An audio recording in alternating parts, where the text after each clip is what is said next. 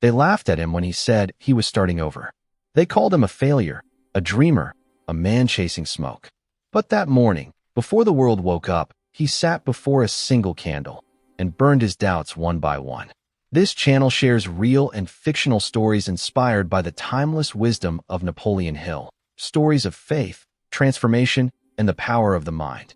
If you believe discipline creates destiny, subscribe and tell us in the comments what habit you'll break tonight. He had once believed that success was something you could hold: a house, a car, a handshake at a dinner table where your name was whispered with respect. For years, he built his life around appearances. Early mornings spent chasing numbers, late nights chasing approval. He wore confidence like a mask, and for a long time, the world never questioned it. Until one morning, everything collapsed. It didn't happen suddenly. It was slow, quiet, the way a tree falls after years of rot inside. One deal failed, then another. The investors pulled out. His savings disappeared, and soon, he was left sitting in an empty office, surrounded by the ghosts of his own ambition. The silence that followed was heavier than any failure he'd known. It wasn't just the loss of money, it was the loss of direction. In the weeks that followed, he drifted through days that felt endless and identical. He would wake after sunrise, sit by the window, and stare at the light as if waiting for it to forgive him. Friends stopped calling. His name, once associated with promise, became a quiet warning whispered behind closed doors. He tried to pretend it didn't matter, but deep down, something broke. The man who once moved with certainty now hesitated at every step. He stopped writing his ideas. He stopped making plans. His notebooks, once filled with dreams, sketches, goals, gathered dust in the corner of the room. He felt like a ghost of himself, wandering through the ruins of a life he'd built on fragile foundations. The hardest part wasn't losing what he had. It was realizing how much of his identity depended on it. Then, one sleepless night, while searching through a box of old belongings, he found something unexpected. It was a small, worn-out copy of Think and Grow Rich. The pages were yellowed, the corners torn, and on the inside cover, he recognized his own handwriting, a note from years ago. The mind can turn defeat into fuel. He read it over and over again, almost in disbelief. He couldn't remember writing it, and yet, it felt like a message sent from a version of himself that still believed. He turned the pages slowly, feeling something stir within him. The words were familiar: persistence, purpose, autosuggestion, ideas he had once admired but never lived by. Each sentence struck differently now. They weren't theories anymore, they were lifelines. It was as if Napoleon Hill himself was speaking across time, whispering that the laws of success had not expired. Only his belief in them had. That night, for the first time in months, he didn't fall asleep on the couch. He cleared his table, found a candle in the kitchen drawer, and placed it at the center. It wasn't planned or symbolic, it was instinct. The flame flickered weakly, casting uneven light across the room. He sat down, opened a blank page in his old notebook, and began to write. At first, the words came out shaky. He wrote what he feared most. I failed. I disappointed myself. I became everything I once judged. His chest felt heavy, but he kept going. Then, he wrote a single line beneath it. A vow, quiet but firm. I will rebuild my life through discipline and faith. He didn't know why those words came to him, but something about them felt alive. He tore the page from his notebook, folded it once, and set it on fire. The paper curled, glowed, and turned to ash. The smoke rose in thin spirals, disappearing into the dim air. He sat there watching it, mesmerized, until the candle's light became the only thing left moving in the room. It was a small act, meaningless to anyone else, but to him, it was a declaration. The man who had spent years burning out for others was finally burning something for himself. In that silence, he felt something shift. The weight of failure didn't vanish, but it no longer felt final. For the first time in months, he felt a pulse of clarity, a whisper from deep within saying, "Start again." When dawn arrived, the first light entered through the curtains, touching the corner of his desk. The candle had melted to half its size, but the notebook lay open beside it, a new page waiting. He didn't know what the next day would bring, or the one after that, but he knew one thing. He would face them awake, not drifting. That morning marked the beginning of a new chapter, though he didn't yet understand it. He wasn't chasing success anymore. He was learning how to meet himself in the quiet hours before the world began. That was where he would rebuild, not in boardrooms, not in applause, but in solitude, in discipline, in the small ritual that only he would see. And as the first birds began to sing outside, he whispered a sentence that would follow him for the rest of his life. If my mind built the failure, it can also build the victory. The candle's flame trembled once, and then steadied. The following days tested him more than the failure itself. Starting again sounded noble in theory, but living through it was war. He had no office to return to, no partners waiting, no certainty that anything he was doing mattered. There were mornings when he woke up and felt the same emptiness pressing on his chest, a voice whispering that this little ritual was useless, that one candle could never rebuild a life. But he kept lighting it. Every single morning, he wrote his goals on one side of the page and his fears on the other. I want to regain direction. I fear being invisible. He wrote them with honesty, no exaggeration, no drama. Then he tore the page down the middle and fed the fears to the fire. The first few times, it felt foolish, a desperate man pretending his problems could burn away. But the more he did it, the more the ritual became something else. The flame was no longer symbolic. It was a mirror. Each piece of paper that turned to ash was a confession and a decision. He began to notice that the fire responded to his state of mind. When he wrote with hesitation, the flame flickered weakly. When he wrote with conviction, it roared. It was as if the candle could read his faith. Weeks turned into months. Nothing extraordinary happened on the surface. His life was still modest. The debts were still there. But inside, something unexplainable began to take form. A steadiness, a quiet certainty that he was no longer the same man. He was no longer waking up to escape the day, but to command it. The ritual began before dawn. He would sit in silence, light the candle, and watch the shadows retreat. It became sacred time, the moment before the noise, before the doubts, before the world's opinions could interfere. In that hour, he belonged entirely to his purpose. He started noticing how the mind resisted improvement. The first thought of the day was often doubt, and he learned to catch it, to rewrite it, to burn it. He realized that the war for success was not against the world but against the echo of his old self. And every morning, the flame burned that echo away, piece by piece. Sometimes he failed. He skipped a day, overslept, or broke his focus. But each time he returned to the desk, the candle welcomed him back as if nothing had changed. It didn't punish him, it simply waited. That patience taught him more than any book. Progress, he learned, is not about perfection. It's about returning. The world around him began to respond in subtle ways. A friend reached out with a small freelance project. Then another. The work was humble, not the kind of success that draws attention, but each task he completed carried a sense of mastery. His focus sharpened. His sleep improved. Even his posture changed. People noticed. Some thought he was simply recovering. But those close to him felt it. Something different in the way he spoke, the calmness in his tone, the certainty in his words. He wasn't chasing opportunities anymore. They were beginning to find him. And yet, it wasn't easy. There were nights when the silence grew unbearable, when the future still felt like a closed door. On those nights, he would light the candle again, not to burn paper, but to remind himself that fire is patient. It doesn't rush. It just burns steadily until it consumes everything that no longer serves. He began keeping the ashes in a small jar, almost unconsciously. Every morning's fire left a handful of gray dust, the remnants of yesterday's fears.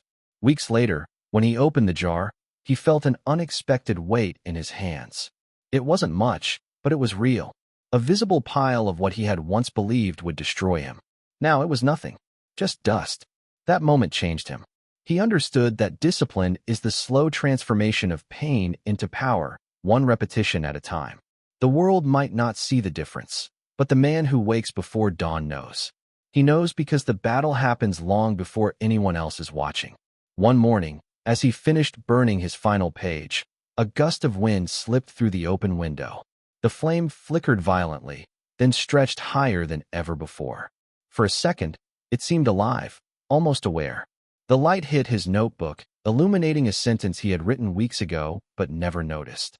The fire outside me is the proof of the one within. He closed his eyes and smiled. For the first time, He realized that he no longer feared starting again. Failure had lost its meaning. What he had built inside was no longer dependent on outcomes. The candle was just a symbol. The real fire was in his mind, and that fire would not go out again. That day, he decided to make it official. He wrote his new goal on a fresh page: to help others rediscover the power of discipline and faith. It was simple, almost naive, but it felt honest. He applied for a small business grant, not expecting much. A week later, an email arrived, approved. He didn't celebrate with noise or champagne. He simply lit the candle once more, placed the approval letter beside it, and whispered a prayer of gratitude, not for the money, but for the man he had become in its absence. In that moment, he finally understood Napoleon Hill's truth, that no one is ever defeated until they accept defeat as reality. He had learned to rise not through force, but through fire, not by demanding more from the world, but by demanding honesty from himself. And as the candlelight danced against the walls of his small room, he realized something profound. Success wasn't waiting somewhere ahead. It had already begun the moment he chose to keep the flame alive. As months passed, the ritual no longer felt like an act of rebuilding. It became a way of living. The candle on his table was no longer a symbol of failure or loss, but of mastery. Each morning at 5, while the city still slept, he would light it, sit in silence, and breathe in the calm before the noise. The routine that once felt forced had become a kind of prayer, an agreement between his mind and his purpose. He began to see the connection between the invisible and the visible. The outer world, he realized, only mirrors what the inner world allows. Before, he had tried to control circumstances, clients, profits, reputation. Now he only controlled one thing: his state of mind. And that one decision changed everything. His thoughts became cleaner, his words more deliberate. He stopped complaining, not because life had become easier, but because he finally understood that every complaint was a seed of defeat.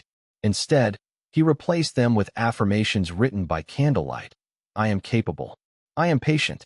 I am guided by purpose. He no longer chased results. He attracted them. And when they came, he didn't question whether he deserved them. He simply accepted them with gratitude. There were still moments of doubt. Old fears occasionally whispered that it was all temporary, that one mistake could erase everything again. But he had learned the language of those voices. They no longer sounded powerful, just familiar. Each time they spoke, he would light the candle and let the flame answer for him. One morning, while preparing to write, he noticed the jar of ashes on his desk. It was nearly full. He emptied it gently onto a white sheet of paper and watched the dust scatter. That dust was once fear, regret, shame, heavy things that had ruled his life. Now, they weighed nothing. He smiled, realizing that transformation isn't loud or dramatic. It's the silent replacement of fear with faith. He had started a small consulting business, teaching the same principles that had saved him. But he didn't teach numbers or strategy.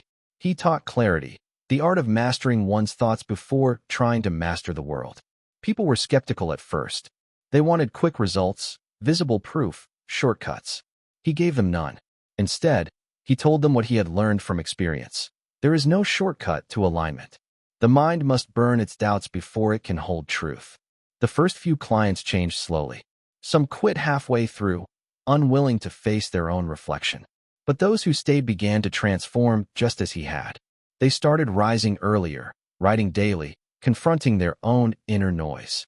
The results came naturally: new jobs, stronger relationships, restored self-respect. They thanked him, but he always shook his head. Don't thank me, he would say softly. Thank the morning. One evening, while closing his office, he found one of his earliest notebooks, the one where he had first written, I will rebuild my life through discipline and faith. The ink was faded, the pages wrinkled by time and candle smoke. He held it in his hands and felt a deep wave of gratitude. He wasn't proud of having succeeded. He was proud of having refused to stop when no one was watching. He understood now that the greatest transformation isn't about wealth or recognition. It's about quiet power. The kind that doesn't need validation because it knows exactly where it stands. Success, he realized, is not something you achieve. It's something you become. That night, he decided to write one more line. The final affirmation of a long journey. The man I was died in the ashes. The man I am was born in the fire. The next morning, before the sun appeared, he repeated those words aloud. The candle flame moved gently, as if bowing in agreement. He felt a stillness inside that words couldn't describe, not excitement, not relief, but certainty. A peace that comes only when a man finally stops fighting against his purpose and begins to live with it. In the days that followed, new opportunities appeared. Speaking invitations, partnerships, clients from places he had never been. The world began to notice the man who had once been invisible. But recognition no longer thrilled him. He smiled, accepted the blessings, and kept his mornings sacred. He had come to understand something that only discipline reveals, that true freedom doesn't come from doing whatever you want. It comes from mastering yourself enough to do what you must. The ritual never stopped. Rain, sickness, exhaustion, none of it mattered. Even when traveling, he carried a small candle in his suitcase, lighting it wherever he stayed. People asked him why. He always gave the same answer. Because every day I light the fire, I remember that faith is not a feeling, it's a decision. Each repetition carved the truth deeper into him.